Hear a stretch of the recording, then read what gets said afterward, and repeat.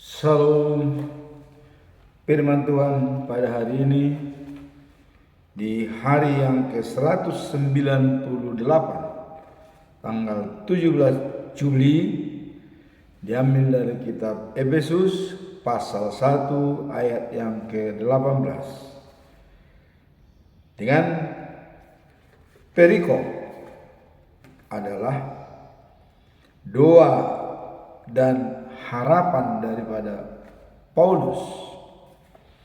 Sebagai nats adalah sebagai berikut. Dan supaya ia menjadikan mata hatimu terang, agar kamu mengerti pengharapan apakah yang terkandung dalam panggilannya, betapa kayanya kemuliaan bagian yang ditentukannya bagi orang-orang kudus. Itulah firman Tuhan pada hari ini. Kita tetap mengacu kepada pedoman kita selama bulan Juli, yaitu setia melayani Tuhan, hidup sesuai kehendaknya. Artinya kita kesetiaan melayani Tuhan dan tetap sesuai dengan kehendaknya. Ini dijabarkan dalam 1 Korintus pasal 15 ayat yang ke-58. Kita ambil intinya adalah: berdirilah tegak, jangan goyah, giatlah bekerja untuk Tuhan, bersekutulah dengan Tuhan. Jerih payahmu tidak akan sia-sia.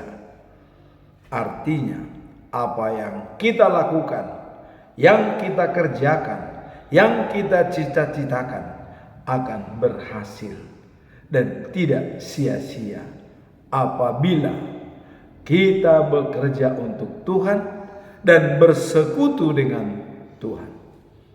Dijelaskan dalam Kolose pasal 3 ayat 23. Bekerja dengan sepenuh hati seolah-olah untuk Tuhan dan bukan untuk manusia. Sekarang kita masuk dalam perikop hari ini. Doa dan harapan Paulus. Apa latar belakang Paulus mengatakan seperti ini? Kita lihat dalam ayatnya tadi, supaya ia menjadikan mata hatimu terang, terbuka, supaya mengerti pengharapan apakah yang terkandung dalam panggilannya. Panggilan Tuhan kepada kita, apa yang diharapkan. Dan dikatakan betapa kayanya kemuliaan bagian yang ditentukannya bagi orang-orang yang kudus. Jadi kekayaan kemuliaan disiapkan bagi orang-orang yang kudus. Apa latar belakang daripada perikop ini? Mari kita lihat. Latar belakang daripada perikop ini adalah mengacu pada petunjuk Paulus kepada jemaat di Efesus. Jadi ada petunjuk daripada Paulus kepada jemaat yang ada di Efesus. Mengenai apa?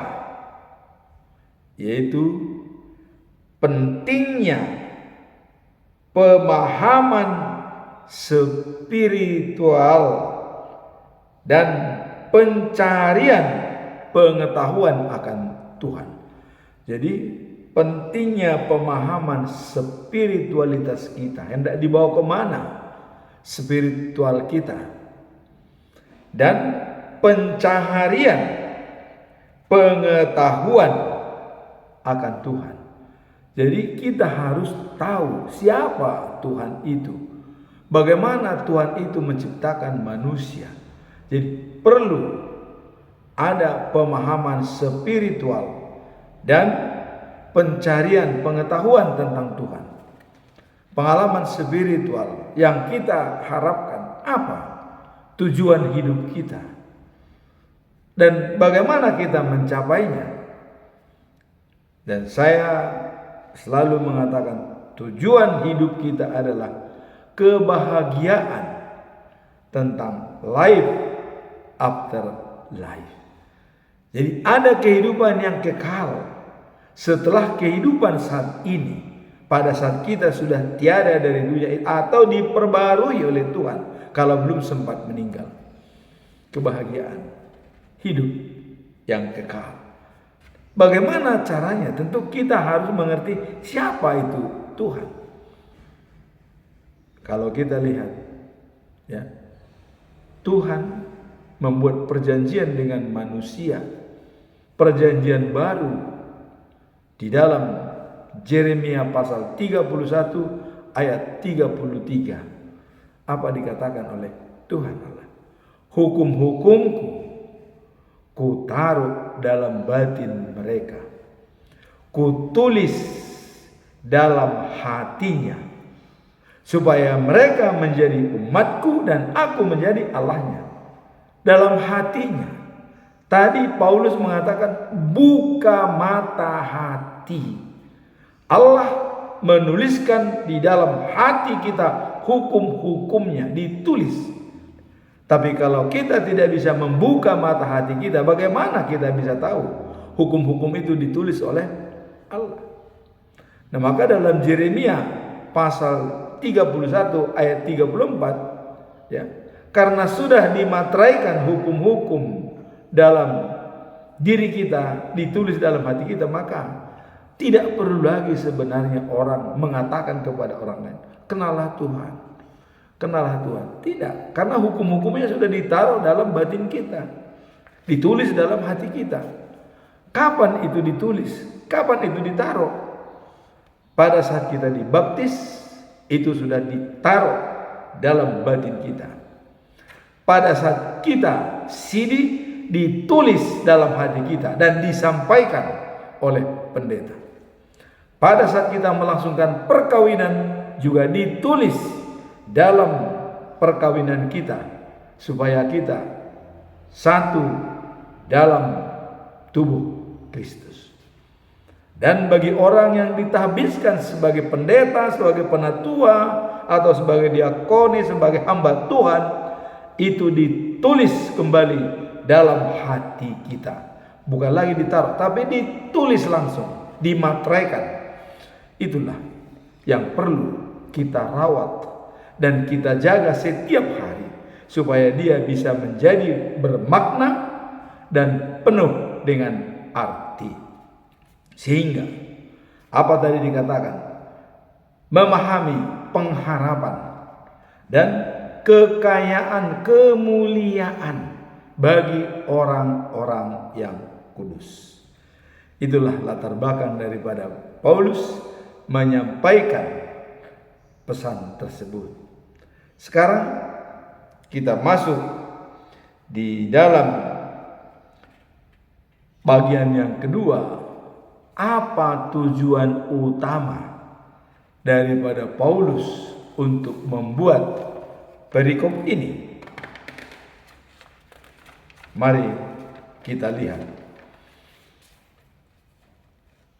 Tujuan utama adalah untuk meminta Tuhan agar membuka mata hati umatnya, sehingga mereka dapat memahami harapan yang terkandung dalam panggilannya.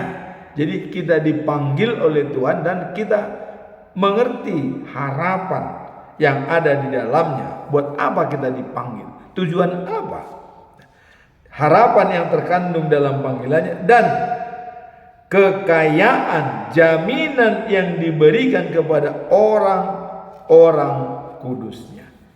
Itulah tujuan utama. Memberikan harapan dan menjanjikan kemuliaan bagi orang-orang yang kudus. Maka Paulus berdoa meminta kepada Tuhan supaya dibuka hati kita, mata hati kita dibuka untuk merenungkan kembali dan berpengetahuan tentang Tuhan.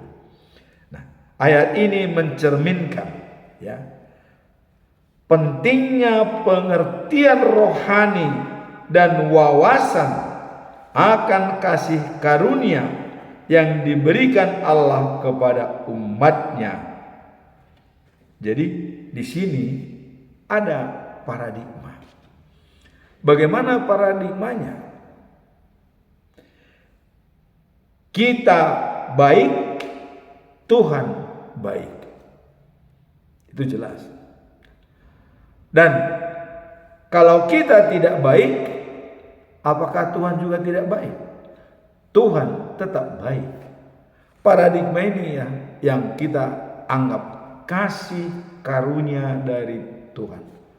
Maka dikatakan dalam pengajaran pokok agama Kristen yang disampaikan oleh Martin Luther, sola gratia, keselamatan itu anugerah. Tanpa perlakuan kita, itu diberikan cuma-cuma oleh Tuhan. Anugerah. Bukan dengan perbuatan baik kita, bukan dengan kehebatan kita, bukan dengan lamanya kita sebagai pengikut Kristus, bukan sebagai pendeta, bukan sebagai kurus, bukan sebagai paus, bukan sebagai uskup dan segala macam, bukan. Ya. Keselamatan itu adalah anugerah. Bukan dibayar, bukan diberikan mahar uang, tidak. Itu anugerah dari Tuhan. Kemudian dikatakan sola fide. Dalam mensikapi keselamatan itu anugerah. Kita diselamatkan karena iman. Iman apa? Iman percaya kepada Allah Bapa sebagai sumber kehidupan. Percaya kepada Yesus sebagai juru selamat dunia. Mendamaikan kita dengan Allah. Kedatangannya ke dunia adalah untuk berdamai dengan Allah. Dan kepada Roh Kudus. Karena begitu Yesus bangkit naik ke surga, duduk di sebelah kanan Allah Bapa, tidak ada kekosongan di dunia untuk membimbing, mengarahkan, merawat iman kita. Itulah Roh Kudus. Dan kita tahu pada saat kedatangan Roh Kudus, semua murid-murid Tuhan Yesus berkumpul di Yerusalem pada satu tempat. Ke-12 muridnya minus Judas Iskariot karena sudah digantikan oleh Matias, tetap 12. Dan bersama dengan ada 120 orang bangsa Yahudi berkumpul di sana. Datanglah bunga-bunga seperti api, yaitu Roh Kudus, hinggap kepada mereka jam 9 pagi. Bahkan orang Yahudi mengatakan, oh mereka mabuk anggur. Ya. Tapi Petrus menjawab, bagaimana mungkin kami mabuk anggur? Hari masih pagi. Dari mana kami mendapatkan anggur? Maka dengan khotbah Petrus pada saat itu, 3.000 orang bangsa Israel dibaptis dalam nama Allah Bapa, Tuhan Yesus dan Roh Kudus.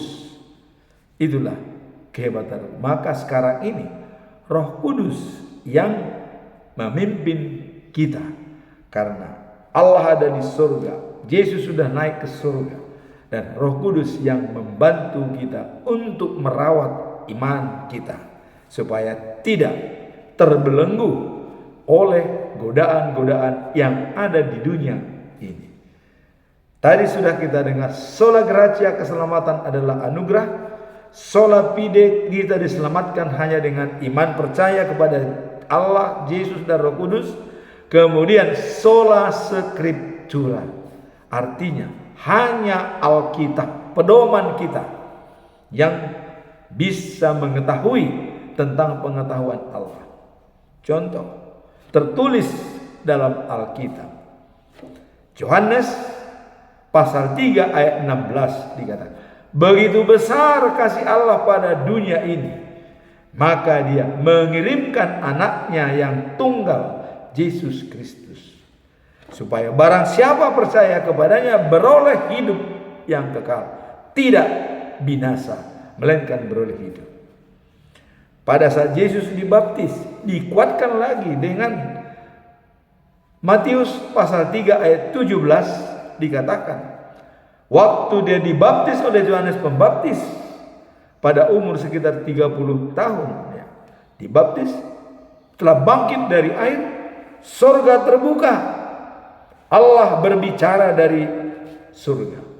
Apa kata-kata Allah? Mengatakan, inilah anakku yang kukasihi, kepadanya lah aku berkenan, dia menyenangkan hatiku. Itu kata-kata Allah. Langsung dikatakan, inilah anakku. Jadi sekarang kita tidak perlu ragu lagi kalau Allah dengan anak bersatu, karena itu adalah anak Allah sendiri. Setelah Yesus berada di dunia, apa yang dikatakan oleh Yesus? Akulah terang dunia. Barang siapa mengikuti aku tidak akan berjalan dalam kegelapan, berada dalam terang. Yohanes pasal 8 ayat 12. Akulah terang dunia. Kemudian ditambahkan lagi, akulah roti hidup. Yohanes pasal 6 ayat 35. Barang siapa datang kepadaku tidak akan kelaparan. Barang siapa percaya kepadaku tidak akan kehausan. Kelaparan dan kehausan adalah secara spiritual, bukan jasmani.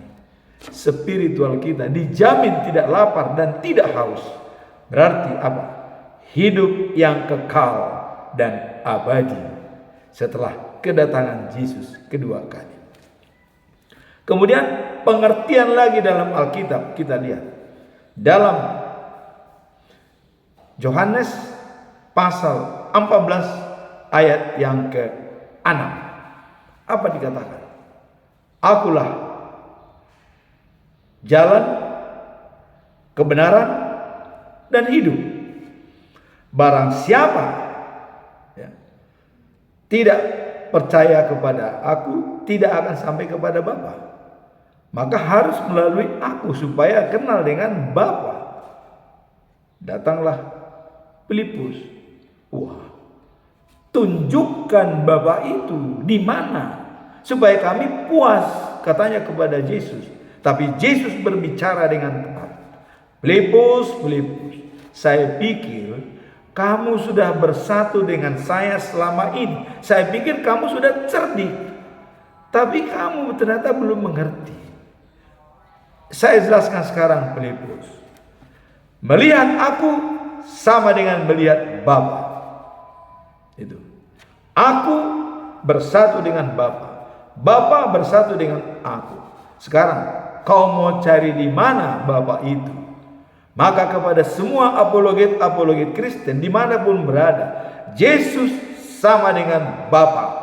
Itu adalah jaminan yang diberikan oleh Yesus. Dia berterus terang sebelum naik ke surga, dia mengatakan, melihat aku sama dengan melihat Bapa. Karena aku bersatu dengan Bapa dan Bapa bersatu dengan aku. Dan Bapa tahu apa yang saya sampaikan selama ini. Ini sebelum Yesus naik ke surga. Setelah dia bangkit dari kubur, dia memberikan pendalaman kepada murid-muridnya supaya yakin benar bahwa Bapa sama dengan Yesus. Yesus mengatakan itu terus terang pada saat dia mau naik ke surga, supaya semua orang tahu. Kalau ada yang masih belum tahu selama ini, maka sekarang saya beritahu bahwa Yesus sama dengan Allah. Itu sudah kepastian. Maka dikatakan Trinitatis, ya. Allah, Anak, dan Roh Kudus itu satu di dalam kesatuan, tidak bisa dipisahkan. Hanya pembagian Allah. Dia Allah berada di surga, Dia Yesus berada di dunia dan dia Roh Kudus sebagai pembimbing kita. Dia adalah satu, bukan tiga, tetapi tiga pekerjaannya digabung jadi satu, yaitu Trinitatis. Itulah tujuan daripada perikop ini. Nah, jadi Allah buka hati jemaat untuk ada pengharapan dengan panggilannya dan untuk mendapatkan kemuliaan yang sangat bagus dari Tuhan Allah. Itulah tujuan utama daripada perikop ini. Sekarang apa pesan moral daripada perikop ini? Pesan moralnya adalah pengertian yang mendalam, ya, pentingnya memiliki pengertian yang mendalam tentang tujuan dan rencana Allah bagi hidup kita. Apa rencana Allah dan tujuan Allah bagi hidup kita? Tadi sudah saya katakan, begitu besar kasih Allah akan dunia ini. Dan karakter, ingin kita menjalankan karakter Allah, ingin menjalankan karakter Allah. Apa itu karakter Allah? Karakter Allah adalah kasih. Barang siapa tidak memiliki kasih, tidak mengenal Allah. 1 Yohanes pasal 4 ayat 8. Karakter Allah adalah kasih. Jadi pesan moralnya di sini adalah pentingnya pengertian yang mendalam tentang tujuan dan rencana Allah bagi hidup kita.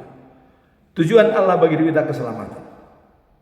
Maka Allah sudah mengatakan dalam Yehezkiel pasal 33 ayat 11, Allah tidak ingin kematian orang fasik, tetapi ingin pertobatan. Maka dalam bulan Juni, ya, ayat yang kita munculkan, transformasi dari hidup lama menjadi hidup baru bersama dengan Yesus Kristus, sehingga bisa menjadi saluran berkat. Itu sudah merupakan ketetapan. Transformasi hidup lama menjadi hidup baru. Nah, sekarang dikatakan tadi pesan moralnya adalah pentingnya pengertian yang mendalam tentang tujuan dan rencana Allah bagi hidup kita. Tujuannya adalah supaya semua manusia bersatu dan setia kepada Tuhan Allah. Maka Yesus mengatakan, saya berdoa kepada semua orang supaya kalian semua bersama dengan aku tetap memuji dan memuliakan Tuhan. Jadi Allah tidak ingin kematian orang jahat. Jadi kalau ada orang jahat yang mati, itu bukan kehendak Allah. Karena Allah tidak senang kematian orang jahat. Tapi kalau sudah mati, ya matilah, ya. Tapi Allah tidak senang, ya. Dalam Yehezkiel 33 ayat 11, Allah tidak senang kematian orang fasik, tetapi pertobatannya supaya ia dapat beroleh hidup yang kekal. Pertobatan. Maka Yesus mengatakan kepada Nikodemus, barang siapa, ya, yang tidak dilahirkan kedua kalinya, dia tidak bisa pewaris kerajaan surga. Datang Nikodemus, bagaimana bisa kami dilahirkan kedua kali sedangkan kami sudah besar? Dilahirkan secara rohani, bukan secara jasmani. Itulah dari hidup lama menjadi hidup baru. Paulus mengatakan, habis gelap terbitlah terang. Jadi pesan moral ini, dalam hal ini Tuhan menawarkan supaya kita tetap mendekat pada Tuhan, sehingga hidup kita akan berarti dan bermakna, tidak sia-sia, ya. Dan kalau kita fokus dunia, ya, itu adalah merupakan tujuan sesaat. Tapi kalau kita fokus pada tujuan spiritualitas kita, itulah yang kekal. Jadi dikatakan bahwa hidup kita akan berarti dan bermakna, ya, dan tidak hanya fokus pada dunia, tapi tetap juga spiritual. Hidup kita menjadi bermakna. Life after life the new of Jerusalem. Hidup setelah kehidupan saat ini di Yerusalem yang baru. Jadi hidup berarti dan bermakna apabila kita tidak hanya fokus pada dunia, tetapi fokus kepada Allah sebagai pencipta kita. Nah, makanya pedoman kita dalam bulan Juli dikatakan setia melayani Tuhan dan hidup sesuai dengan kehendaknya. Dijabarkan di dalam 1 Korintus pasal 15 ayat 58 dikatakan, berdirilah tegak, jangan goyah, giatlah bekerja untuk Tuhan dan bersekutulah dengan Tuhan. Jerih payahmu tidak sia-sia. Kemuliaan, kekayaan kemuliaan akan dilimpahkan oleh Tuhan kepada kita. Itu tadi adalah jaminan yang disampaikan oleh Paulus apabila kita membuka hati kita untuk Tuhan. Sekarang apa implementasi daripada ayat ini? Apa penerapannya? Mari kita lihat.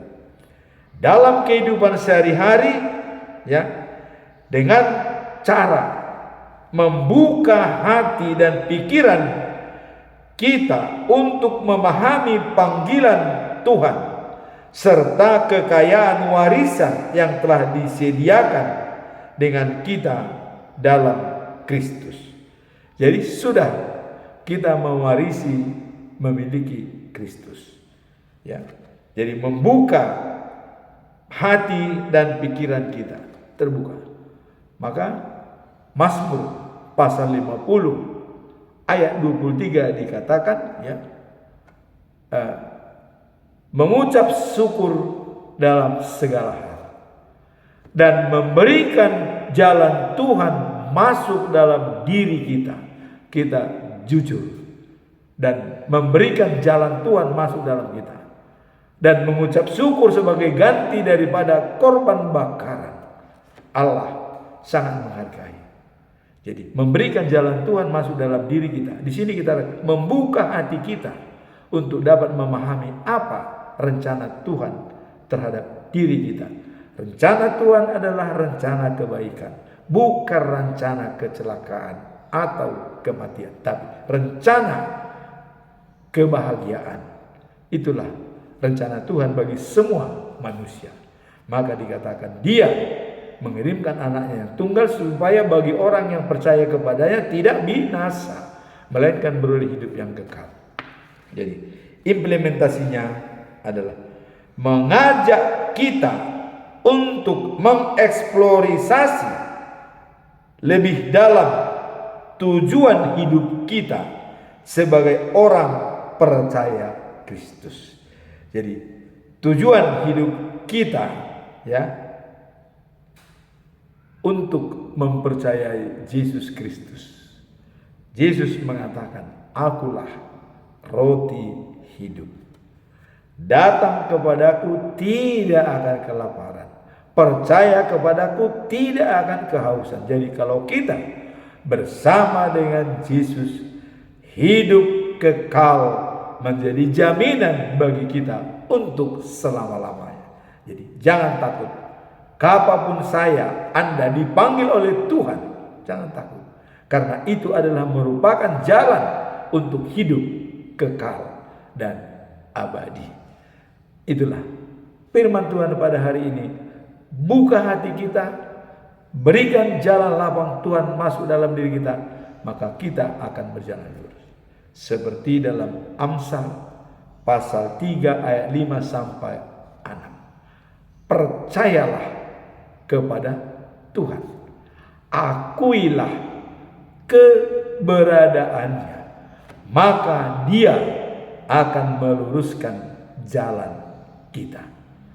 Dalam Yesaya pasal 48 ayat 17 dikatakan, akulah Tuhan Allahmu yang memberikan kepadamu yang bermanfaat atau yang berguna dan membimbing kau di jalan yang harus kamu tempuh. Demikianlah firman Tuhan pada pagi ini. Semoga ini menjadi kekuatan bagi kita dalam menjalankan hidup kita sehari-hari. Amin. Tuhan memberkati.